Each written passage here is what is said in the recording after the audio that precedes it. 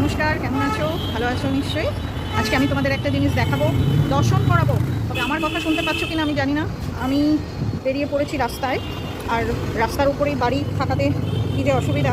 আমার সব ভিডিওতেই হয়তো তোমরা প্যাঁপো প্যাঁপো আওয়াজ শুনতে পাও। বাড়ির পাশে বলে আমার একটু সুবিধাই হয়েছে, নেমেই আমি মন্দির দর্শন করাতে পারলাম তোমাদের। দেখো কত সুন্দর করে বাবাকে সাজিয়েছে। আরও এখানে ঠাকুর আছে, মা দুর্গা আছে ভোলেনাথের সঙ্গে, আর মা কালী আছে এবং বজরংবলীও আছে, কিন্তু আরেক দিন দেখাবো। প্রচণ্ড ভিড়, বুঝতেই পারছো শ্রাবণ মাসের সোমবার, প্রচণ্ড ভিড়। তোমাদের ভালো লাগলো কি না আমাকে জানাবে, আর ভোলেনাথের কাছে প্রেয়ার করবে। অনেক ব্যবস্থাও ছিল পথিকদের জন্য, ভোগের রান্না হচ্ছে, কত সুন্দর লাগছে দেখো। তাহলে